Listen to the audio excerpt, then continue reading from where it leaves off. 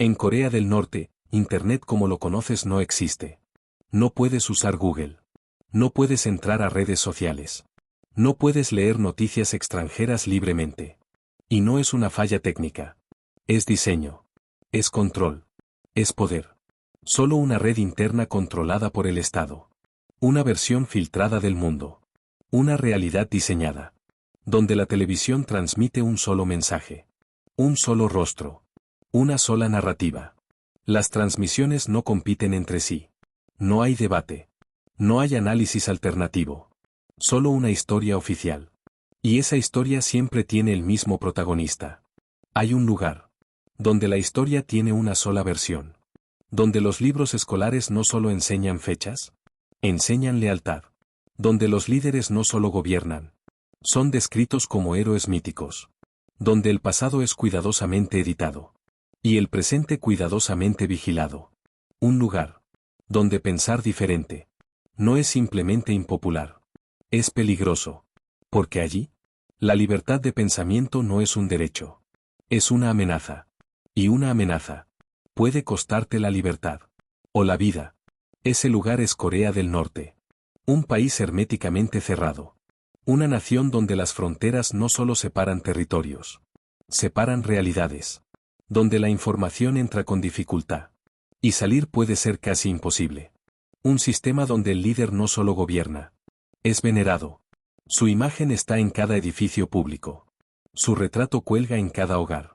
Su historia es repetida desde la infancia. No como un político. Como una figura casi sagrada. Pero Corea del Norte no comenzó así. No nació siendo un misterio. No surgió aislado del mundo. Fue el resultado de guerra. De ideología. De división internacional. Y de una estructura diseñada para durar generaciones. Para entender cómo se construyó uno de los regímenes más herméticos del planeta, tenemos que retroceder. Volver al momento en que una península fue partida en dos. Cuando el mundo decidió que esa frontera no sería solo geográfica, sería ideológica. Y todo comenzó allí. Pero lo más inquietante no es que esté aislado, es que el sistema funciona. Tras la Segunda Guerra Mundial, Corea fue dividida. Durante décadas había estado bajo ocupación japonesa. Cuando Japón se rindió en 1945, la península quedó vacía de poder. Y cuando hay un vacío, las potencias lo llenan. Al norte, influencia soviética. Al sur, influencia estadounidense. No fue una decisión coreana. Fue una línea trazada apresuradamente en un mapa. El paralelo 38. Una frontera improvisada que separaría familias, ideologías y futuros. Lo que comenzó como una división temporal se convirtió en una fractura permanente. La Guerra Fría convirtió la península en un tablero ideológico. No era solo territorio. Era símbolo. Si el norte triunfaba, el comunismo avanzaba. Si el sur resistía, el capitalismo se consolidaba. Corea dejó de ser solo Corea. Se convirtió en representación global. En 1948, Kim Il-sung asumió el poder en el norte. Excombatiente guerrillero. Había luchado contra la ocupación japonesa. Joven, disciplinado, ambicioso. Respaldado por Moscú. La Unión Soviética lo vio como figura ideal. Leal. Ideológicamente alineado. Moldeable dentro del modelo socialista. Se proclamó la República Popular Democrática de Corea. El nombre incluía democrática. Pero la estructura no lo era. Mientras tanto, al sur, se establecía la República de Corea, apoyada por Estados Unidos. Dos gobiernos. Dos sistemas. Una sola península. La tensión no tardó en escalar. En 1950, el norte cruzó el paralelo 38. Comenzó la Guerra de Corea. 3 años de combate brutal. Intervención china. Bombardeos estadounidenses masivos. Millones de muertos. Ciudades arrasadas. Familias separadas para siempre. En 1953 se firmó un armisticio. Pero no un tratado de paz. La guerra técnicamente nunca terminó. La división quedó congelada. Una frontera militarizada. Una de las más vigiladas del mundo. Un conflicto suspendido. Y en ese contexto de amenaza constante, Kim Il-sung comenzó a consolidar su poder. Pero no solo como presidente. No solo como comandante. Comenzó a construir algo más que un Estado. Comenzó a construir un sistema. Un sistema diseñado para sobrevivir bajo presión externa. Un sistema basado en autosuficiencia forzada. Un sistema donde la seguridad se convirtió en obsesión. Donde la unidad nacional se convirtió en herramienta. Donde el líder se convirtió en símbolo. Kim Il-sung entendió algo clave. Para que el régimen sobreviviera, no bastaba con controlar el ejército. Había que controlar la narrativa. Había que controlar la educación. Había que controlar la información. Y así, lentamente, la estructura política dejó de ser solo comunista. Se volvió personalista. El partido giraba alrededor del líder. El Estado giraba alrededor del partido. Y la sociedad giraba alrededor del Estado. No era solo ideología. Era arquitectura de poder. Corea del Norte no nació hermética. Fue cerrándose paso a paso. Decisión tras decisión. Reforma tras reforma. Hasta que el aislamiento dejó de ser circunstancia. Y se convirtió en identidad. Y lo que comenzó como una división geográfica, se transformó en una de las separaciones ideológicas más profundas del mundo moderno. Kim Il-sung desarrolló una doctrina propia. No quería depender completamente de Moscú. No quería ser simplemente una extensión del modelo soviético. Necesitaba algo distinto. Algo nacional. Algo que justificara autonomía total. Ese concepto fue Juche. La palabra puede traducirse como autosuficiencia o sujeto propio. Pero su significado fue mucho más amplio. Juche proclamaba que Corea del Norte debía sostenerse por sí misma. Autonomía absoluta. Autosuficiencia económica. Independencia total del extranjero. Nada de dependencia ideológica. Nada de subordinación política. Nada de influencia externa que pudiera diluir la identidad nacional. En teoría, era una doctrina de dignidad nacional. En la práctica fue la base del aislamiento. Pero Juche no era solo política económica. No era solo producir sin importar al mundo. Era identidad nacional. Era la construcción de una narrativa donde Corea del Norte no era un país pequeño y vulnerable, sino un bastión heroico rodeado de enemigos. El aislamiento no era debilidad. Era virtud. La escasez no era fracaso. Era sacrificio patriótico. El sufrimiento no era incompetencia. Era resistencia gloriosa. Juche redefinió la relación entre Estado y ciudadano. El individuo no existía como entidad independiente. Existía como parte de un proyecto colectivo. La nación como organismo. El líder como cerebro. El pueblo como cuerpo. Era aislamiento ideológico. Porque si el pensamiento externo entra, la narrativa se rompe. Y si la narrativa se rompe, el sistema se tambalea. Por eso el control de información se volvió estructural. No opcional. Era control centralizado. La economía giraba en torno al Estado. La educación giraba en torno al Estado. La cultura giraba en torno al Estado. Y el Estado giraba en torno al líder. Y lentamente el sistema evolucionó. No de golpe. No en un solo decreto. Sino paso a paso. El líder dejó de ser simplemente un presidente. Se convirtió en figura casi sagrada. Las escuelas enseñaban su biografía como epopeya. Los libros describían hazañas heroicas magnificadas. La propaganda lo presentaba como estratega brillante. Padre protector. Guía infalible. Su imagen omnipresente. Retratos obligatorios en cada hogar. En cada oficina. En cada aula. No eran decorativos. Eran símbolo de lealtad. Sus palabras incuestionables. Sus discursos memorizados. Sus frases repetidas como principios morales. La crítica no era desacuerdo. Era traición. Y su historia fue cuidadosamente reescrita para magnificarla. Se exageraron sus logros militares. Se atribuyeron victorias estratégicas. Se moldeó una narrativa donde él no solo lideraba. Destinaba. La legitimidad del régimen no descansaba únicamente en el partido. Descansaba en el mito. Un mito cuidadosamente construido. Transmitido. Protegido. Porque cuando el líder deja de ser político y se convierte en símbolo casi eterno, la lealtad deja de ser racional y se vuelve emocional. Y cuando la lealtad es emocional, es más difícil de romper. Juche no fue simplemente una doctrina de autosuficiencia. Fue el fundamento ideológico que permitió transformar un gobierno en una estructura casi religiosa, donde disentir no era solo ilegal, era impensable. Cuando Kim Il-sung murió en 1994, algo inusual ocurrió. No hubo elecciones. No hubo comité de transición visible. No hubo debate interno público. El país no se preguntó quién gobernaría. Ya lo sabía. El poder pasó a su hijo, Kim Jong-il. En teoría, Corea del Norte era un estado socialista. En la práctica acababa de consolidarse como una monarquía política encubierta. El traspaso no fue inmediato en apariencia. Fue cuidadosamente preparado durante años. Kim Jong-il ya había sido promovido dentro del partido. Ya controlaba la propaganda.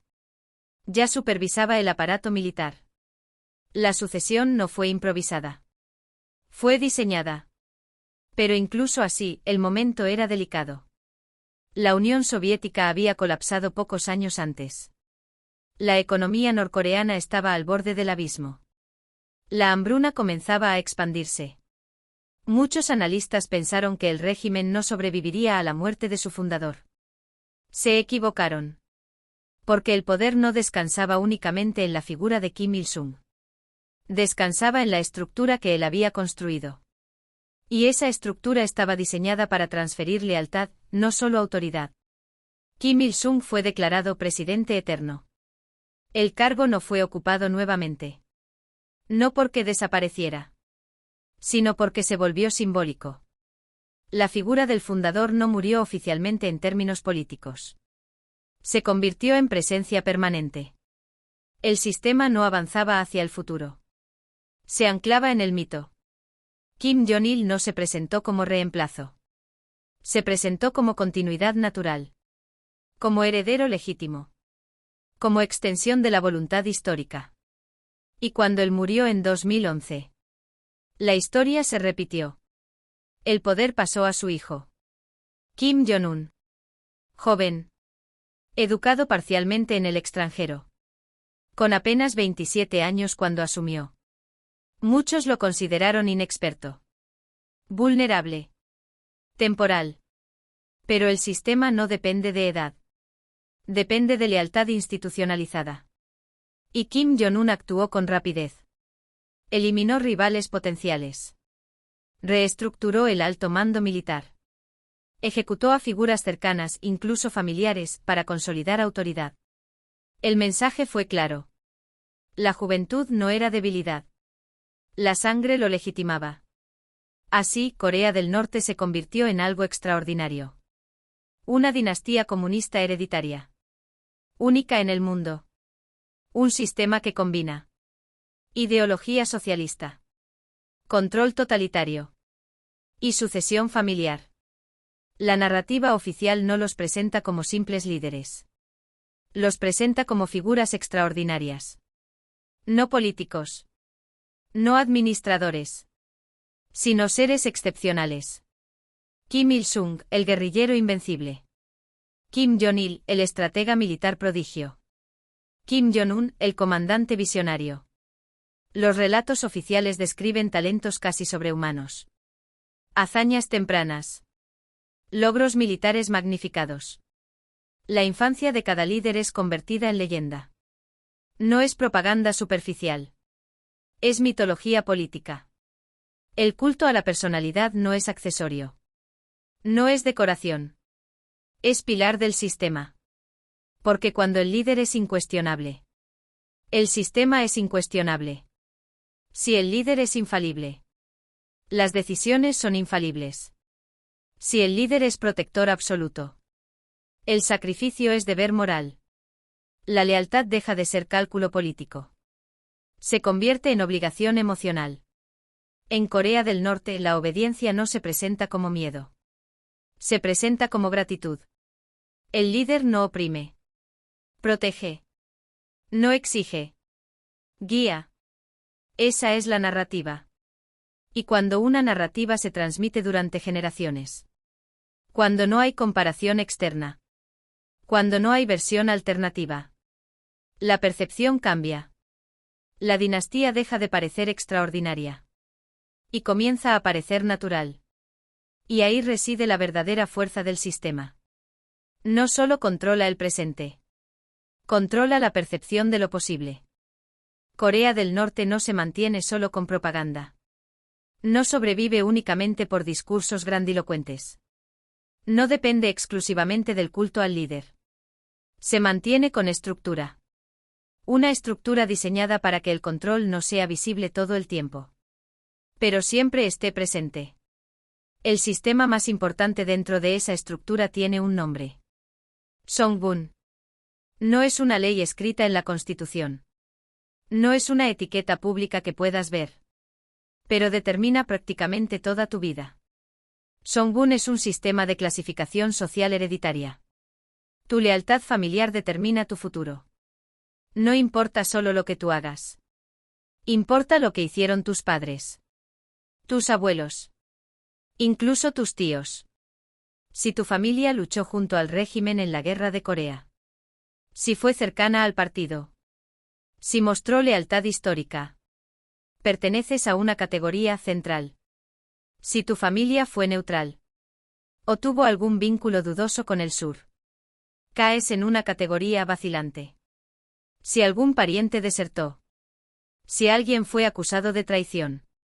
Si hubo sospecha política en generaciones pasadas. Entras en la categoría hostil. Y esa clasificación no es simbólica. Define tu acceso a educación. Define si puedes estudiar en universidades prestigiosas. Define si puedes vivir en Pyongyang o no. Define el tipo de trabajo que puedes obtener. Define tu acceso a alimentos. Define incluso la posibilidad de ascenso social. El sistema no necesita vigilar cada pensamiento. La estructura ya te coloca en una posición predeterminada. Y lo más importante. El Songbun no se elige. Se hereda. El Estado controla medios de comunicación. No existen periódicos independientes. No existen cadenas privadas. No hay debate televisivo. No hay análisis crítico abierto. La radio en muchos hogares está técnicamente configurada para no poder cambiar de frecuencia. El flujo de información es vertical. Del Estado al ciudadano. Nunca al revés. La movilidad interna está restringida. Mudarse de ciudad no es una decisión personal. Viajar requiere permisos especiales. Entrar a la capital es privilegio. Salir del país es prácticamente imposible sin autorización oficial. Las fronteras no son solo líneas geográficas. Son muros mentales. Y luego están los campos de prisioneros políticos. Conocidos como Kwanliso. Complejos aislados. Fuera del acceso internacional. Donde se envía a quienes son considerados enemigos del Estado. Pero el sistema va más allá. En Corea del Norte la responsabilidad no es individual. Es colectiva. Familias completas pueden ser enviadas por la supuesta falta de un miembro. Si alguien comete un acto considerado traición. No solo paga él. Pagan sus padres. Pagan sus hijos. Pagan sus hermanos. El principio es claro. La culpa es hereditaria. Eso crea algo más poderoso que la vigilancia. Crea autocontrol. Si sabes que tus acciones pueden destruir la vida de tus hijos. Piensas dos veces. Si sabes que un comentario puede condenar a tus padres. Callas. La disidencia no se tolera. No públicamente. No en privado. Porque incluso en privado, la desconfianza existe. Vecinos que pueden denunciar. Compañeros de trabajo que pueden reportar. Reuniones de autocrítica donde debes declarar tus errores ideológicos. El sistema no necesita demostrar su fuerza constantemente. Basta con que todos sepan que existe. Y así, Corea del Norte no se mantiene solo con miedo visible. Se mantiene con diseño. Con clasificación. Con memoria heredada. Con límites invisibles que determinan hasta dónde puedes aspirar. Y cuando el futuro está predeterminado, la obediencia deja de ser elección. Se convierte en supervivencia.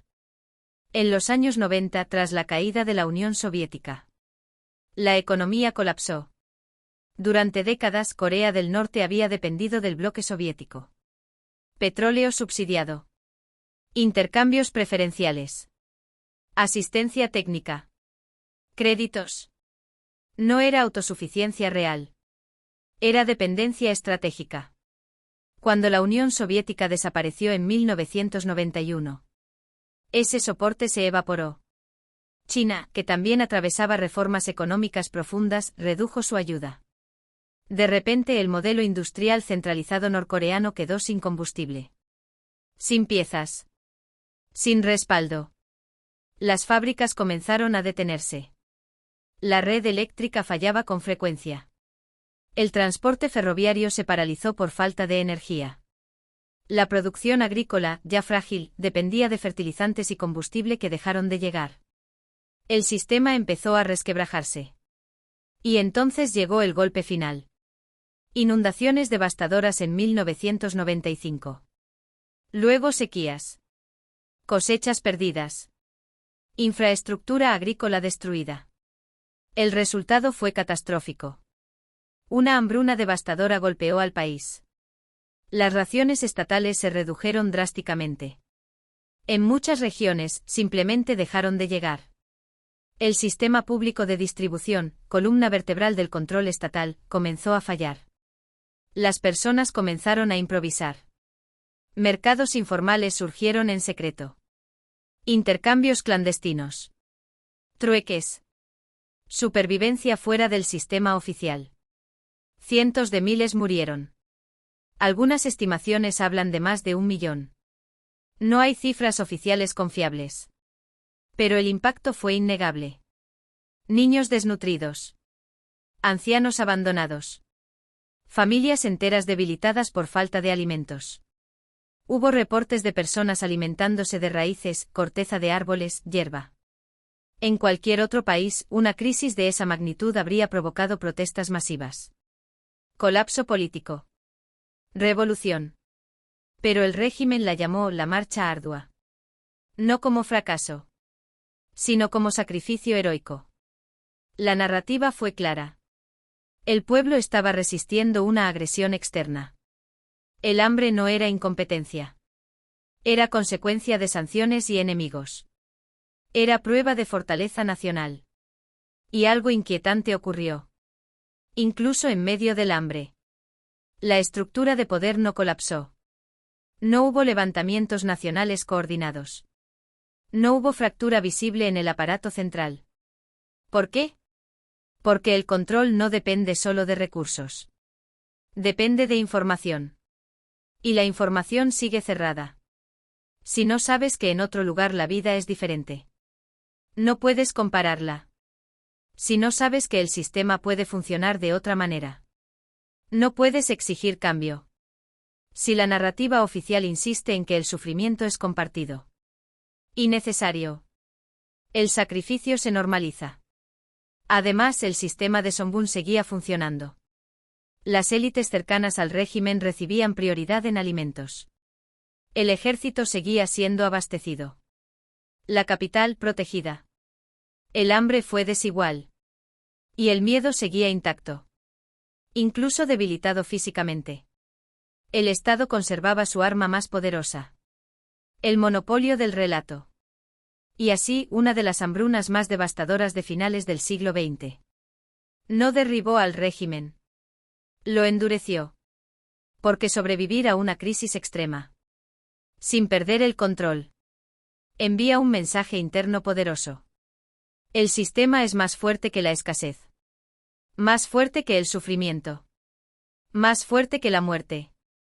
Y cuando un régimen demuestra que puede sobrevivir incluso a eso, su estabilidad deja de depender de prosperidad. Depende de percepción. Kim Jong-un heredó el poder joven.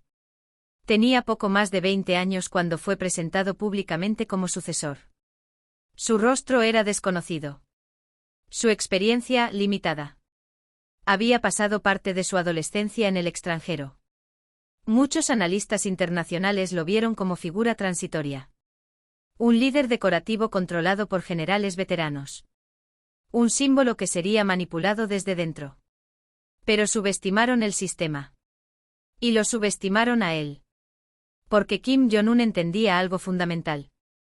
En Corea del Norte la debilidad no se negocia. Se elimina. Y consolidó rápidamente su autoridad. No con discursos prolongados. Con acciones. Ejecuciones públicas. Altos cargos acusados de corrupción o traición fueron eliminados sin contemplación. Purgas internas. Generales veteranos removidos. Oficiales reemplazados. La estructura militar fue reordenada. El mensaje era claro. La juventud no significa fragilidad.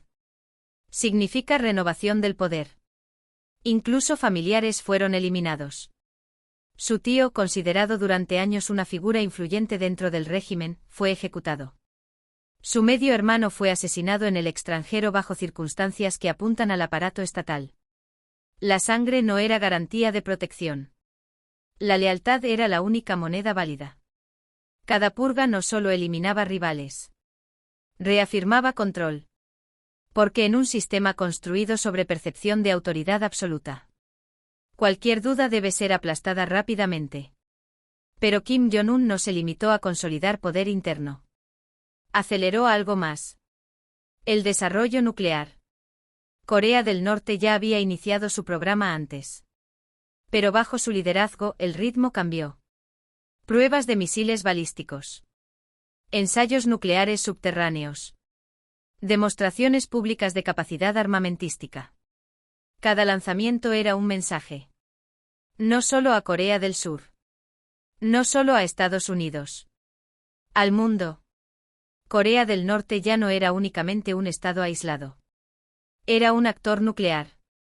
Y eso cambió el equilibrio global. Porque un país pequeño con economía frágil. Ahora poseía capacidad de disuasión estratégica. Las sanciones aumentaron. La presión internacional creció. Pero también lo hizo su relevancia. El aislamiento ya no es solo interno. Es estratégico. No se trata únicamente de cerrar fronteras para controlar información. Se trata de mantener una postura calculada ante el mundo. Negociar desde la amenaza. Garantizar supervivencia del régimen mediante disuasión nuclear. Kim Jong-un comprendió algo esencial. Mientras posea capacidad de daño significativo, el régimen no puede ser eliminado fácilmente. El arma nuclear no es solo militar. Es política. Es garantía de continuidad. Y así, el joven líder que muchos consideraron inexperto demostró que entendía perfectamente el manual del poder norcoreano. Control absoluto dentro. Disuasión absoluta fuera. El sistema no cambió. Se modernizó. Se volvió más sofisticado. Más mediático. Más consciente de su imagen internacional. Pero su esencia sigue intacta. Una estructura cerrada. Dinástica. Centralizada. Donde el líder no solo gobierna. Define la supervivencia misma del Estado. Corea del Norte no funciona por caos. Desde fuera puede parecer impredecible. Errático. Impulsivo. Pero internamente el sistema no es desordenado. Es meticuloso. Funciona por estructura. Cada institución tiene un propósito claro. El partido controla al Estado. El Estado controla al ejército. El ejército protege al partido. Y todo gira en torno al líder. No hay centros de poder independientes. No hay prensa libre que fiscalice. No hay oposición organizada. No hay elecciones competitivas. El equilibrio no depende de pluralidad. Depende de alineación. La vigilancia es constante. No siempre visible. Pero permanente. Comités vecinales monitorean comportamientos. Reuniones periódicas obligatorias donde se practica la autocrítica. Informes sobre actitudes sospechosas. Denuncias internas incentivadas. El sistema no necesita cámaras en cada esquina si logra algo más poderoso. Autocensura. Si crees que puedes estar siendo observado, actúas como si lo estuvieras. La narrativa es única. No hay competencia informativa. No hay comparación directa con el exterior. La historia nacional está cuidadosamente editada. Las dificultades económicas se explican como sacrificios patrióticos. Las sanciones internacionales se presentan como agresiones injustas. El líder aparece como protector constante frente a amenazas externas. Sin narrativa alternativa, la oficial se convierte en realidad dominante. El miedo es silencioso. No siempre visible en ejecuciones públicas. No siempre explícito en amenazas abiertas. Es estructural. Está incorporado en las reglas no escritas. En lo que no se dice. En lo que se evita preguntar. Porque el castigo no siempre es inmediato. Pero es posible. Y esa posibilidad es suficiente. Y el líder no necesita estar en cada lugar. No necesita supervisar personalmente cada decisión. El sistema ya fue diseñado para perpetuarse. Las instituciones reproducen la lealtad. La educación reproduce la narrativa. La clasificación social reproduce la jerarquía. La dinastía reproduce la legitimidad. No es solo un gobierno. Es una arquitectura de continuidad. Incluso si un líder desaparece, el marco permanece. Porque el poder no está únicamente en una persona. Está en la estructura que hace que esa persona sea incuestionable. Corea del Norte demuestra algo inquietante. Un sistema no necesita prosperidad para sobrevivir. No necesita apertura para sostenerse. Solo necesita coherencia interna. Control informativo. Y una narrativa que justifique cada sacrificio. El régimen no depende del caos. Depende de orden rígido. De diseño ideológico. De repetición constante. Y cuando un sistema está diseñado para durar generaciones, el tiempo deja de ser amenaza. Se convierte en aliado. Corea del Norte demuestra algo inquietante. El poder absoluto no siempre necesita gritar. No siempre necesita mostrarse brutal en cada esquina. No siempre necesita violencia visible para sostenerse. Puede institucionalizarse. Puede integrarse en leyes, rituales y costumbres. Puede convertirse en rutina. Puede heredarse. No como accidente político. Como diseño. Una generación sucede a otra. Y el sistema no se interrumpe. Se adapta. Se moderniza. Se reconfigura. Pero no se desmonta. Puede convertirse en tradición. Cuando el liderazgo deja de ser circunstancia. Y se transforma en linaje. La autoridad adquiere apariencia de continuidad natural. Y eso cambia todo. Porque cuando una generación crece sin conocer alternativa. Sin comparación externa. Sin contraste ideológico. Sin acceso libre a otras realidades. El sistema deja de sentirse impuesto. Y comienza a sentirse normal. La propaganda deja de percibirse como propaganda. La vigilancia deja de percibirse como vigilancia. La restricción deja de percibirse como pérdida. Se convierte en lo único conocido. Y cuando algo es lo único conocido, no se cuestiona. No porque sea perfecto, sino porque es familiar. Corea del Norte no es solo un caso de autoritarismo extremo. Es un ejemplo de cómo el poder puede incrustarse en la estructura social. En la educación. En la narrativa histórica. En la identidad nacional. Hasta el punto de volverse parte del paisaje. La pregunta no es solo cómo se mantiene. No es solo que lo sostiene. No es solo que lo financia. La pregunta es: ¿hasta cuándo? ¿Hasta cuándo puede resistir un sistema cerrado en un mundo hiperconectado? ¿Hasta cuándo puede sostenerse una narrativa única en la era de la información? ¿Hasta cuándo puede una estructura hereditaria competir con la realidad externa? Porque la historia demuestra algo constante. Ningún sistema es eterno. Pero algunos pueden durar mucho más de lo que el mundo espera. Y cuando el poder se institucionaliza, no necesita imponerse todos los días. Solo necesita reproducirse. Si quieres entender cómo el poder puede moldear una sociedad entera, cómo puede transformar generaciones, cómo puede convertirse en tradición y no en excepción, suscríbete a El lado oscuro del poder. Porque aquí no solo analizamos líderes. Analizamos sistemas. Analizamos decisiones. Analizamos estructuras. Porque el poder no corrompe. Revela. Y cuando se revela sin límites, la historia cambia.